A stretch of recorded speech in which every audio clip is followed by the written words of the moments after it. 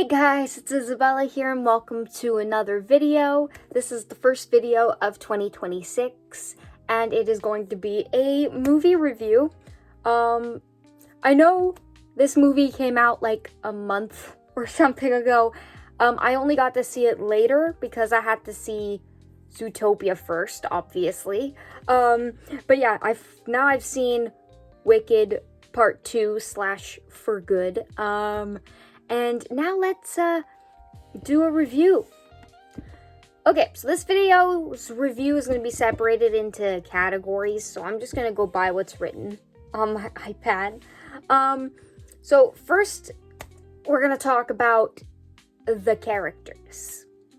So, one thing I have to say about the characters in this film, I love and feel for these characters so much in both the first film and this one, the second film. In the second film, it's more like, it just feels kind of tragic. Like, this group of friends go from being so close and being, like, so happy. And then in this movie, they're all separated. Some of them aren't, but most of them are. None of them are happy with the current state of their life, except Glinda a little bit, but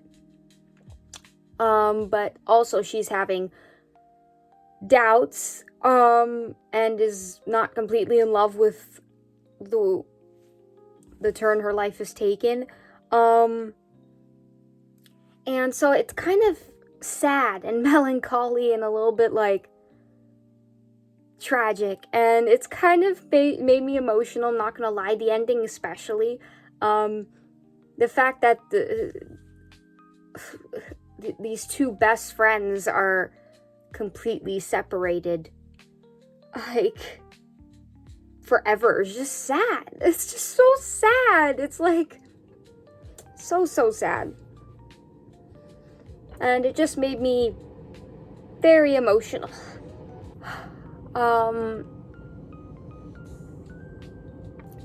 Yeah, I felt for Elphaba, so much, because she's just trying to do the right thing. And, like, the injustices being put on these animals and how they're being treated is just so reminiscent of stuff that's happening today, or things that have happened in history, and I'm just like, girl, I'm with you 100%. Like, so I really felt for her. Glinda I felt for, but I was also like, girl, you have everything you want, but are you really happy? And she knows she's not. And I'm just like, girl, what are you doing? Like, I get it. The fame and popularity is going to your head, but if you realize that, like, why aren't you going to do the right thing? You know what the right thing is. You don't want to lose all the popularity that you have. Like, girl, you got some flaws in there. Towards the end of the movie, I feel like she really developed and became a better person, and I think that her as a character, she definitely grew into Glinda the Good for real, and not just a stage kind of thing, like a stage name or whatever. I think she really lives up to that name, and that was really nice. Fiyero I really liked. I like him and Elphaba together, so I was just like, you two are so cute. So yeah, I was happy with those two. I liked what we got in the movie. Apparently there were like some deleted scenes that weren't included for, like, not just those two, but other interactions between the main friend group, and we didn't get to see that in the film, so yeah, that's kind of sad. But anyway, then Boq just made me mad. Like, you know Elphaba's not a bad person. Like, why are you so against her? It's like, you knew her. Like, wow. Turned against her so easily. Nessa became a total mean ass. Putting a law in place so that the guy that you like who doesn't like you back has to stay with you. Girl, you made me hate you a little. But I also still felt kind of sad for her at the same time, because he kind of led her on. So it's kind of like, this is your mess, Spock. Lie in it. I don't know. I was just like, I still felt sympathy for Nessa, so I didn't completely see her as an evil, but she was definitely doing the wrong things, and I was just like, girl, this is not the way to do it. So next section, I want to talk about the acting in this film. So the acting overall from everybody was pretty great and never took me out of the movie. I felt like I was watching those characters and not those actors. I was seeing the characters. And especially with Cynthia and Ariana. Like, for Glinda and Elphaba, you could just feel that chemistry. You can feel that friendship that is so strong. And it's just so believable and so beautiful that it's just sad when it ultimately ends up where it does. And it's really melancholy for me.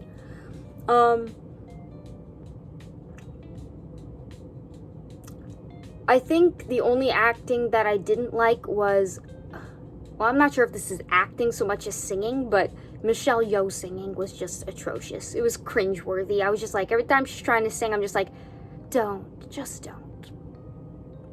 I just could not. But I did hate her character. I was just like, I hate you. You're the wicked one. Like, oh, she pissed me off. Like, the wizard is weird. In a way, he's not really like this evil dictator that you like. He's not the version of what you think an evil dictator would look like. He looks like this really charismatic, fun guy that's like doesn't even understand what he's really doing. But he fully knows well what he's doing. But he's acting like such a wacky, I don't know how to talk about that character. I like how the wizard's portrayed. But I think it could have been done also in a different way. I don't know. Let me know what you guys think. I think the way he did it was great.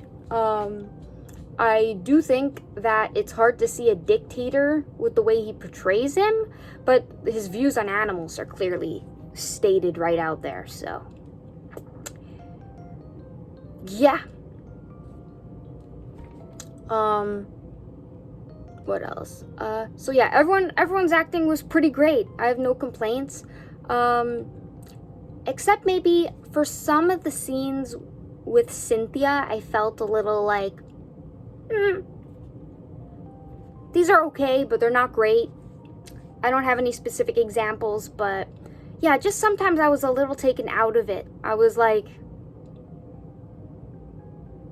even though I said that most of the acting pretty much never took me out of the movie, a little bit of her acting sometimes did, but not for the whole movie. So it was just little sprinkles here and there.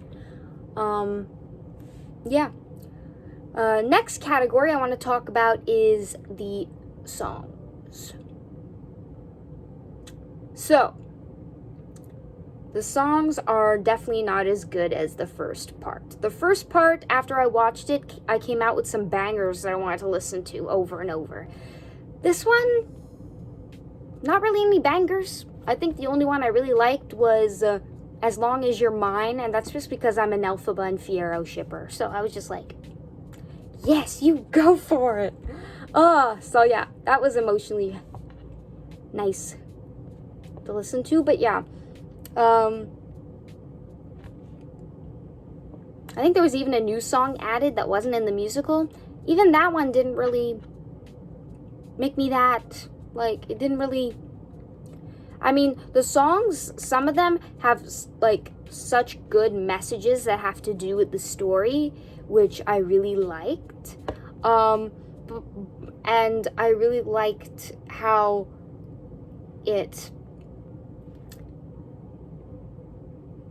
the songs weren't just there to be there. They had a purpose, a narrative purpose, and a way of, like,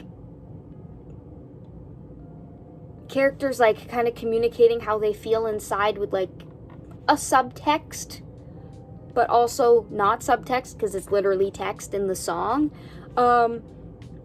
But yeah, overall, no real bangers. Just good narrative music that fits with the plot and where each character is at that specific moment. So they used the songs well. Next category I want to talk about is story. So obviously once I watched part 1, I had to find out what part 2 of the musical was about. So I did research online, as probably a lot of us did who haven't seen the play or read the book. And I'm currently still reading the book. But yeah, I felt that after Googling the second part, I felt that it had such an interesting and complex story, and it looked like such an exciting concept, and it looked like it was gonna be so good.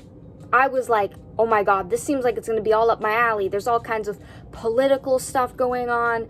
There's all kinds of, like, different sides and fractures between relationships between friends and things on different sides of conflict. This kind of stuff that I eat up basically in fantasy books and stuff. So I was just like, this looks like it's gonna be great. The problem was not that it wasn't great. The problem was that I just think it wasn't executed, the narrative, as well as it could have been. And that was disappointing. I really wanted to go into this and really enjoy it. I was not, even with the negative reviews that were coming out, I was like, still had a positive outlook. I was still like ready to go in and really enjoy it. But I can see where the problems are. The pacing was off. Certain bits were too fast and other bits dragged. And I was just like, okay, maybe instead of dragging this scene on, you could add a little bit more length to this scene instead of rushing this. And I was just like, I don't know. Certain sequences just felt the timing was off. And that really was the whole reason why I think I didn't love this movie as much as I could have. And I'm sad about that, because the first movie was so good and the pacing was perfect, and nothing, like, I have no complaints about the first one. I think it's great. This one, I did feel some issues, and that was sad, but I still had a fun time. I also want to talk about some plot holes in the story. Well, one plot hole in particular that I noticed.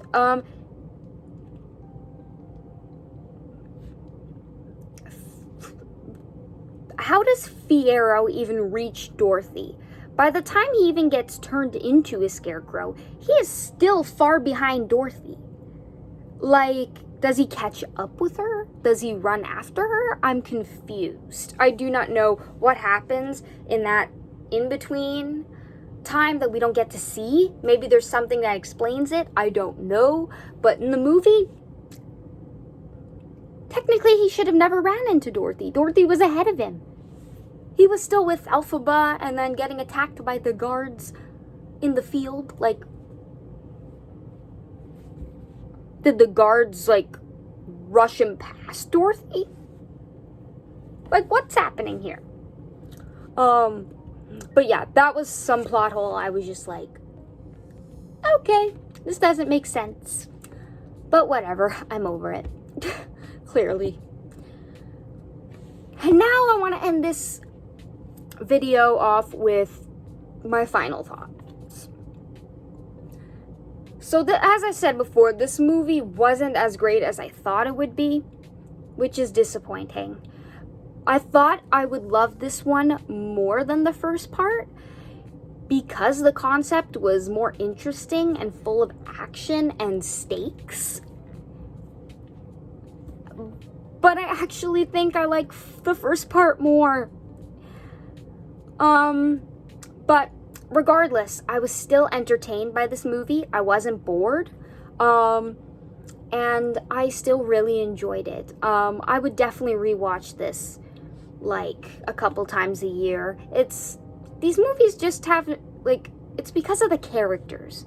It isn't always the story. Sometimes it's mostly like the characters for me, but also the story is like a secondary thing for me when it comes to any film, TV show, or anything with a narrative that's like a book. The characters are the first thing that have to work for me to love a story, and the story is like secondary. And I felt like the characters really is what I loved most about this film. So if you love the characters, you're going to love this movie. And you're also going to feel all the feels. You're going to feel the melancholy. You're going to feel the sadness. You're going to feel the happiness at certain giddy moments. But yeah, the story could have used a bit more work.